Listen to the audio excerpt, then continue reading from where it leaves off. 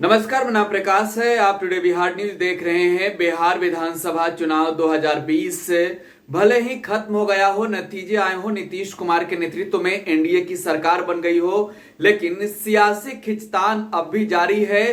तमाम जो बातें हो रही थी, आपको याद होगा कि खरमास के बाद बिहार में बड़ी उलटफेर देखने को मिलेगी।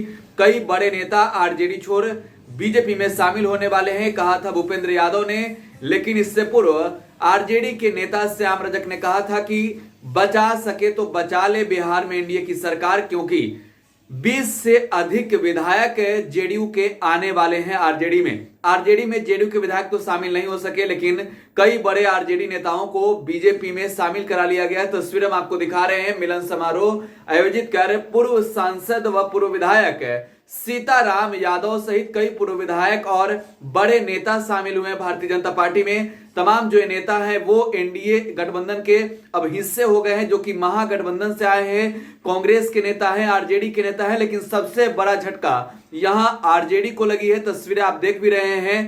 राजधानी पटना की तस्वीरें हैं, जहां कई पूर्व विधायक और पूर्व सांसद सीताराम यादव ने दामन थामा है भारतीय जनता पार्टी का। लेकिन इस बीच किस तरीके से बीजेपी के भूपेंद्र यादव विपक्ष पर हमला बोल रहे हैं, जरा सबसे पहले आप सुनिए।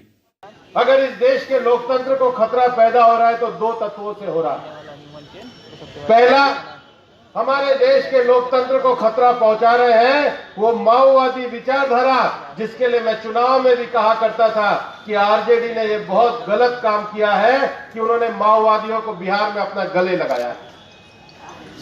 ये जो लाल झंडे का नारा लेकर के जो लोग आगे बढ़ते हैं, कल हमने देखा लाल झंडे का के द्वारा किस प्रकार से गणतंत्र दिवस पे देश को शर्मनार करने का काम कुछ लोगों ने किया।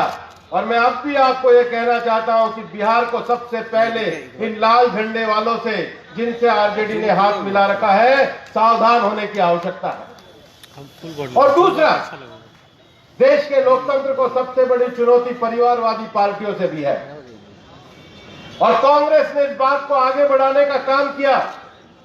आप ये ध्यान करिए, देश के लोकतंत्र को कुचलने का काम कांग्रेस ने अपने परिवार को बचाने के लिए किया।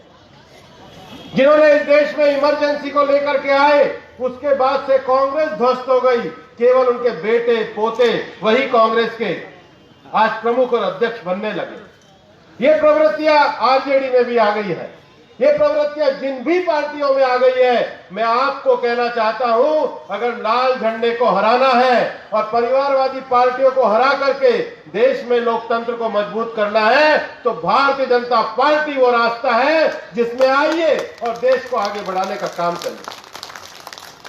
मैं आज बिहार के लोगों को पुनः अपने हृदय से धन्यवाद देना चाहता हूं। उन्होंने Bharatiya Janata party, Janata Dal United, VIP party और विकासशील इंसान पार्टी को सहयोग देकर के, अपना समर्थन और आशीर्वाद देकर के आने वाले 5 साल के लिए हमको वापस से लोगों की सेवा करने का अवसर प्रदान किया है। और आने वाले 5 साल में नीतीश जी के नेतृत्व में एनडीए की सरकार मजबूती के साथ कार्य करेगी।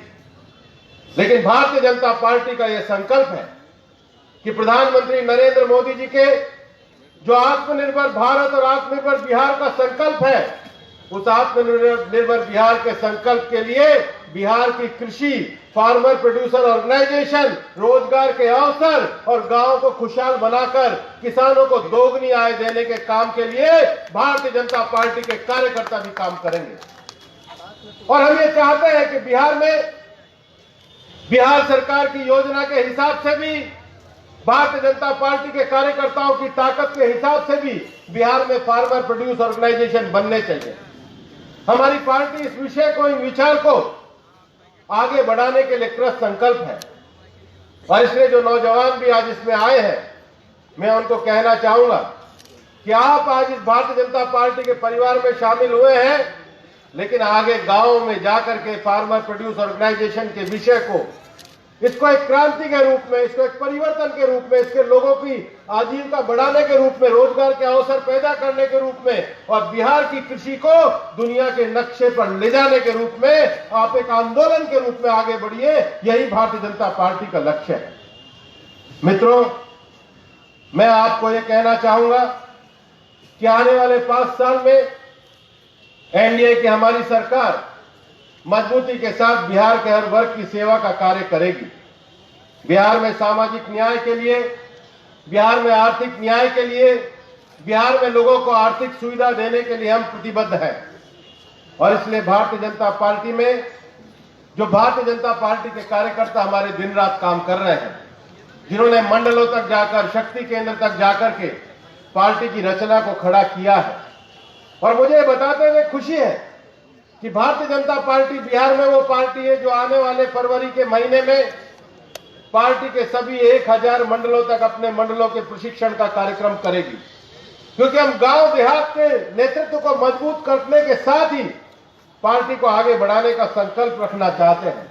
तो राष्ट्रीय जनता दल पर बड़ा आरोप लगाया है, कहा है कि लाल झंडे वाले को साथ दे रहे हैं लोग। साथ ही उन्होंने ये भी याद दिला दिया है कि लाल किले पर झंडा लहराने वाले ये लोग ही हैं, तिरंगे का अपमान करने वाले ये लोग ही हैं। बिहार में जिस तरीके से खरमासवाद की चर्चा हो रही थी और अब भाजपा ने जो बातें कही थी, भूपेंद्र यादव ने जो कहा था वो पूरा कर दिया है। कई बड़े आरजेडी के नेता, कई कांग्रेस के नेता दामन थाम चुके हैं अब भारतीय जनता पार्टी के। आप टुडे बिहार न्यूज के साथ बने रहे, लगातार यहां खबरों का सिलसिला जारी है।